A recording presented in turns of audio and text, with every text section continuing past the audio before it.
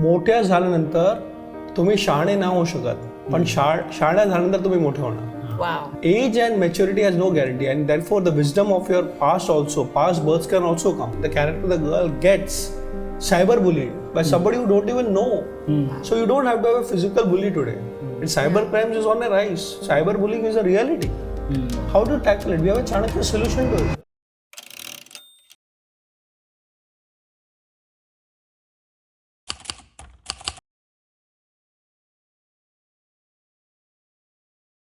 असतोमा सद्गमय तमसोमा ज्योतिर्गमय मृत्योन्मान अमृतम गमय. Om Shanti Shanti Shanti. From ignorance lead me to truth, from darkness lead me to light, from death lead me to immortality. Welcome to EtherWire podcast. I'm Jyoti Rai. I'm joined by a very special co-host, Santosh Sirur. You know, since we spoke about the young minds, you know, like she mentioned about her son, right? A very important in today's generation is the social media, right? Everything is Insta, right? Next minute I need success. It goes without saying that efforts are not even thought of, right? So my question to you is, these social media influences are thinking a lot, right? Why do these netizens, you know, the Twitterati or all these guys who are on the internet, need to be careful with what they watch and what they follow? Because a lot of times, right, the feed that comes into your social media kind of builds on your thought process, and you kind of get completely mesmerized, and it kind of channels your thoughts towards it. So I'm sure your viewpoint is one needs to be careful, because what kind of feed is coming into your social media is influencing your thought process. So what's your view on that, Dr. Pillai? So before I answer this question, I like to look over this word that you asked, young minds. It is not young minds or old minds, it is immature minds. Okay, that's because there is no connect of age and maturity. Yeah, I found people at 70, 80 also immature. And I've seen young boys or girls absolutely mature and genius. Like for example, in our Guru Sishya Parampara, a Shankaracharya or a Vivekananda, or you go back to even Gyaneshwar, in our Maharashtrian Sampradaya, correct, they're all young boys, but the minds mature, very mature. And where do you get this maturity from? For us, that's a very spiritual quality. And if you have to quote Marathi, which is one language that you speak, मोठ्या झाल्यानंतर तुम्ही शहाणे नाही होऊ शकत, पण शहाण्या झाल्यानंतर तुम्ही मोठे होणार. Wow. Beautiful. So age and maturity has no guarantee, and therefore the wisdom of your past births can also come. Now coming back to the point about technology, and especially you said about the instant gratification. There are a lot of psychologists who work around it. So it's not that we are getting addicted. I mean, the people who create it want you to get addicted. There's a very famous quote of Netflix saying that our biggest enemy, our biggest competitors is a human sleep. Interesting. Yeah. So it is not about who shows better films. Yeah. Can you watch it more than the others? And what they're doing, there are brain scientists involved. And I work with so many brain scientists, psychologists, psychiatrists. They tell me that it's created. Like I'll give you a simple example. You want to attract a child, okay? Now what are the things that can attract a child? They classify the child. Okay, they are fascinated by bright colors. Okay, now next step. If you go to any movie, okay, if you see the subtitles, where are they? Why not here? Who decided that? It's a brain scientist who tells. The same subtitles can be at the top, you have space.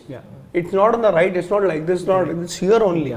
And they also measure how much time you will read, which language. And okay, now go back. The colors are decided by somebody, the font size is decided by somebody. In fact, that extent that has happened is that that people don't even know that you've been used.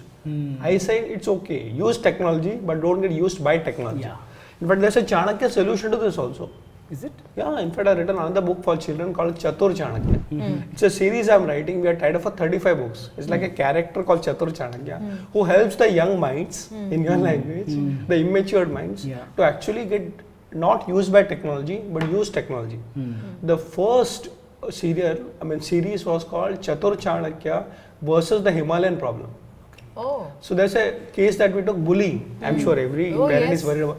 So we had a Chanakya solution for it. In a school, the biggest problem is bullying. Yeah. Now the new generation, it's cyberbullying. Yeah. So actually the second book, the second book of that series for children, remember? Yeah. It's called Chatur Chanakya versus the World Wide Web.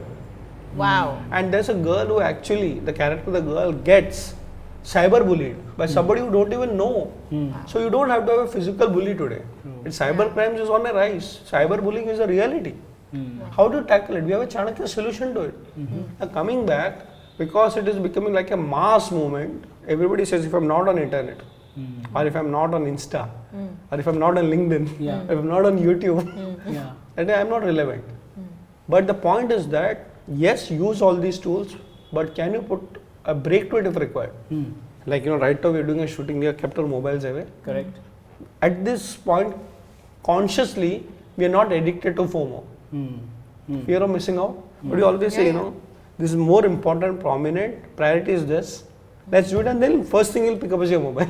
Absolutely. Let us see what's So coming back, technology of instant information and instant messaging can become an addiction because that's how they are crafted it by choice. When they get the revenue from there. Correct. But the question, that's okay. I mean, if somebody is giving a fantastic service, they're all free, and maybe on me they make money. As they said, if you don't pay them, you are at least giving the time for which they are getting paid. So use the technology. I think it's fantastic. Our generation is lucky. What's happening anywhere in the world, it's known to you in real time. But at the same time, you should know that it can have a mental problem. Mental health is a growing problem globally. In fact, I know so many states in US, they've gone legal against these companies. They say, we can't do this because it's creating problems for children, youth. So what I'm saying is that there's an Indian solution to this global psychological problem also. Interesting. I also have this question, we talk of politicians, right? And we know of certain politicians, of course I'm not to name them, but I'm sure people, our audiences will know. We talk about the Chanakya Niti, and we know they are the best when it comes to Chanakya Niti, because they know, what's that extra bit in them that you feel, is where that Chanakya Niti plays around? Good. Again, beginning the question, politicians, unfortunately in our generation, the first impression is that correct. I mean, mindset. That's the kind of unfortunate politician that you've seen or come across, or that's the public narrative. Yes. Okay. Now coming back, if you look at academically, it is not politics; it's political science. So we give a scientific approach to politics also. And let me tell you, it requires a different caliber to be a politician. And among politicians, there is one more level, the strategic politician. Okay. Because politician is generally known as somebody who goes for elections, has a post. But what about the political guru? In fact, one of my friends who was a politician told me something interesting. Okay. He said, politics में succeed होने के लिए तीन चीज की जरूरत है. The three things required. So what are the three things? Either you should have a father in politics, or you should have a guru in politics, or you should be a politician who can be a great manipulator. Okay. So I said, okay, this is the word they use. Father, or you have a God in politics, or you have a manipulating skills. I said, what? Here is the word we are talking about called strategy. And strategy and manipulation are totally different. So coming back to the political part of Chanakya, of course, a lot of people misinterpret Chanakya. And they quote, Samadana Dandava. Who doesn't appreciate Chanakya? Why only politicians? We are appreciating him. But the thing is that the first thing, if you're using Chanakya strategies, is to question what's the purpose. And that's why Chanakya's biggest philosophy is Praja Sukhe Sukham Rajñam. So finally, as they say, who decides whether a good politician or a leader? It's the people. Right. I mean, finally, that's why in democracy also we have this every 5 years you get elected. Now coming back, the political scenario of number crunching is very different from number crunching for the development of a nation. And that's why good politicians should understand both. Of course, you require a seat to execute all that. So for me, summarizing the answer, the greatest political strategist close to Chanakya for me was Sardar Patel. Two reasons for this. Number one, the Britishers, we have this great thought saying that, okay, divide and rule. But Sardar Patel and Chanakya himself had the strategy of unite and rule. Okay. So there were 16 regional kingdoms during Chanakya's time. Alexander came, he united all of them. Sardar Patel actually united India. We were, before the Britishers left, we were not a nation. We had 550 princely states. So it required a Chanakya need to bring them. And let me tell you, even they were good kings, princely states. If you look at Mysore Maharaja or Travancore Maharaja or Baroda, Sayaji, they were good. So it's not that you have to, they are bad leaders, they are happy, people are happy. Well, no, we require a big picture, we need to have a union of India. That's why the Statue of Unity. So anybody can be considered Chanakya because of the manipulation part of it. But election winning is only one part of it. So Sardar Patel, according to me, was the greatest political Chanakya that we have seen in our lifetime. Okay, wow. Interesting, very interesting. We are speaking about Chanakya, and every leader has filled up enough buckets of water through the wisdom it has left and through the books that you have written. My question is, we are meeting at a time where everything is different from what it used to be. And our parents है तो हम लोग we talk about our parents with जो से कि हमारे time पे बहुत अलग था, उनके लेवल का स्ट्रेस बहुत डिफरेंट था, हमारे लेवल का स्ट्रेस बहुत डिफरेंट है, मेरे बच्चे और उनके आगे के लेवल की डिस्ट्रैक्शंस बहुत ज़्यादा हैं. So everything is far more grandeur, whether it's stress, types of stress or my question to you is, with this backdrop of complex world getting more complex, climate change, AI, and you always had a tip for leaders. Okay, what is your tip for 2024 and onward to survive and thrive in these times? So first things first, every generation has to be different. So I read a very beautiful quote about generations. Never limit your wisdom to your children because they are born in a different era. Otherwise, it's always hamare zamane mein. I burned the midnight lamp. And then you go back. The old school. No, but please understand, it's important to give your wisdom. But don't think that your wisdom is relevant today. Maybe if they find the relevance, they'll take it. I'll give a simple example. If we had problems, they have different problems. Their struggles are different. They'll also struggle. We didn't have too much of mental problems, or at least what is categorized today as mental health problems. They have it. Okay. In fact, we say, okay, they are global, but they have different global problems. And so when we sit with these two generations, there'll be a gap. But wisdom can bring the gap, together, or they can get it together. Come back to the question, what is the Chanakya solution for leaders? Number one, the current leaders don't understand the youth and how they think. Very few, you can actually count them on numbers. What are the laws that we are making? Okay, now if it's the biggest public debates for current generation, okay, LGBT rights. I mean, okay, because that's the orthodox thought. I'm not saying right or wrong. Please understand, my thought process could be different from the young generation. But the thing is that, have you realized that today you are working with a youth who doesn't have a concept of nation? Nation is only a concept of the passport. You can be an Indian not having an Indian passport. Or maybe you are a second generation USA, born there, but could be dedicated to your wisdom from India. Now the thing is that what the challenges the politicians should address? What about AI? It's going to take up jobs. It is not going to take up, it has taken up. Already. So as Peter Drucker said very nicely, one of the foremost management and political thinkers, the future that has happened. Now the danger for most of the countries is that the old generation politicians don't even understand the narratives and the realities of the youth. Coming back to leadership tip from Chanakya, very important, very important. Make a young leader and let him be guided by a wise guru. Chandragupta was young. Unfortunately, old people want to become leaders and leaders don't have gurus.